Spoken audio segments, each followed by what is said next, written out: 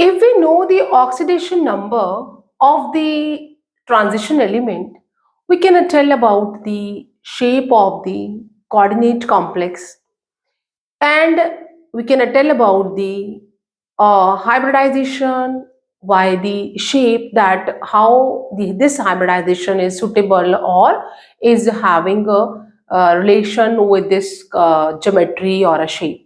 So यहाँ पे जो question है that was from the All India Pre-Medical Test that from 2015. The hybridization involved in a complex.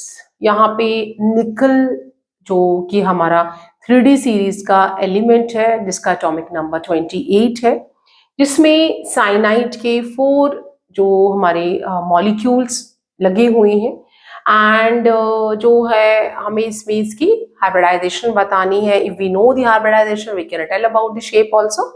सो हमारा जो कॉम्प्लेक्स है दैट इज दी निकल का कॉम्प्लेक्स है. निकल हमारा 3D सीरीज का एलिमेंट है and this is the complex of a निकल.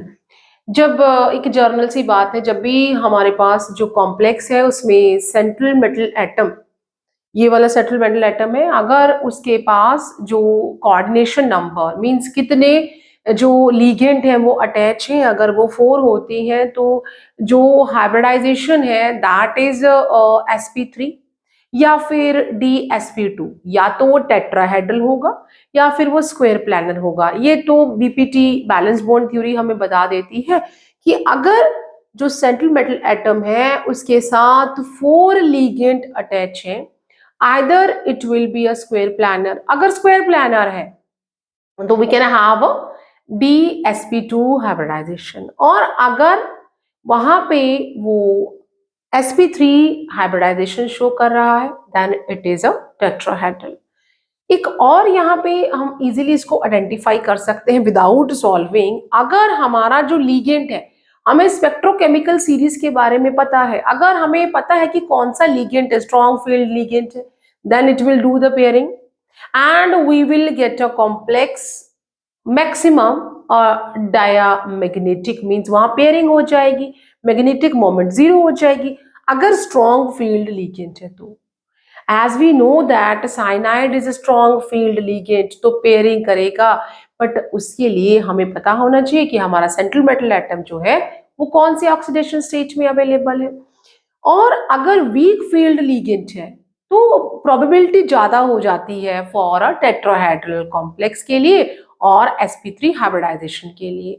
और कॉम्प्लेक्स जो है वो पैरामैग्नेटिक हो सकता है, means it will show you the magnetic moment.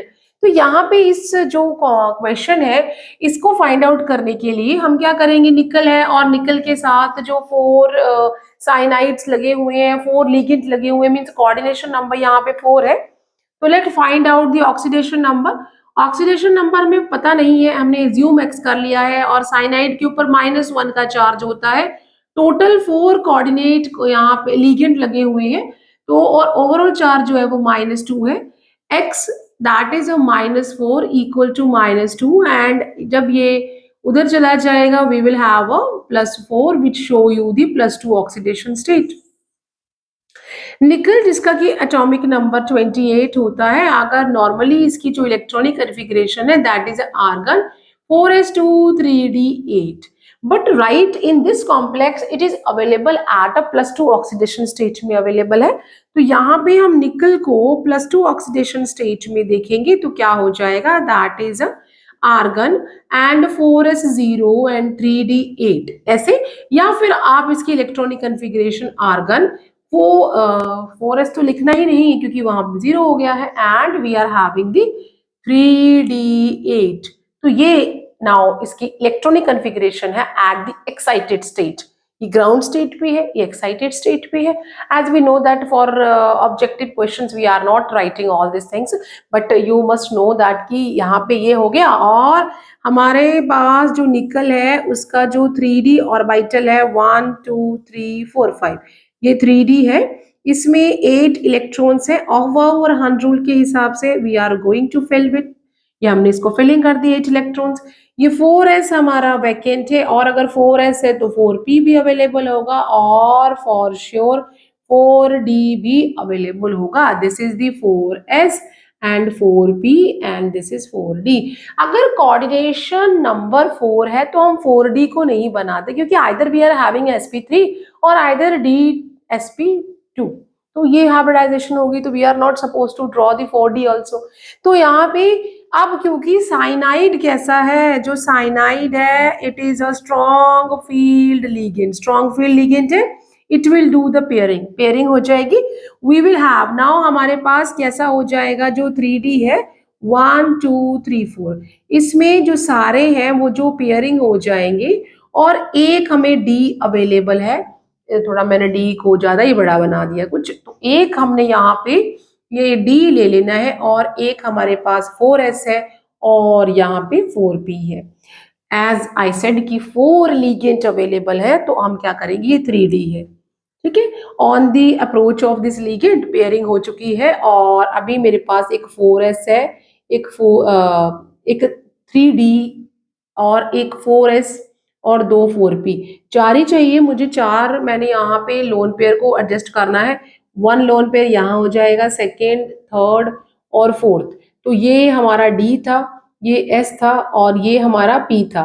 तो मैंने कितने जो ऑर्बिटल्स है, ये सब ऑर्बिटल्स यूज किए, दैट इज dsp2. अगर हाइब्रिडाइजेशन dsp2 है तो जो कॉम्प्लेक्स है वो स्क्वायर प्लानर है. ठीक है. लेकिन मुझे यहाँ पे सिर्फ पूछा गया हाइब्रिडाइजेशन के बारे में, तो यहाँ पे dsp2 आ गया. और अगर इस कॉम्प्लेक्स को बोला जाता है कि whether it is a diamagnetic और पैरामैग्नेटिक, तो ये कॉम्प्लेक्स हमारा डायामैग्नेटिक है, because no lone pair is available here. It will not show you any magnetic moment. और अगर हम देखें कि यहाँ पे ऑप्शन देखो, तो ऑप्शन में sp3 है, नो.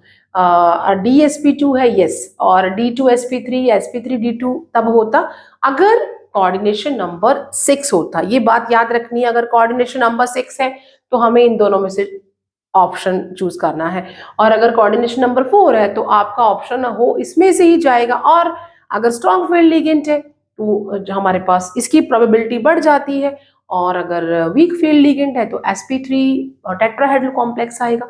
यहाँ पे ऑप्शन बी जो है वो हमारा करेक्ट है. ये option B is correct here.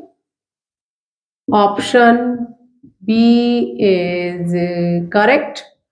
और still, if you have a doubt, give me a comment in my comment box. See you soon in next video with more previous year and probable question for your competitive exams.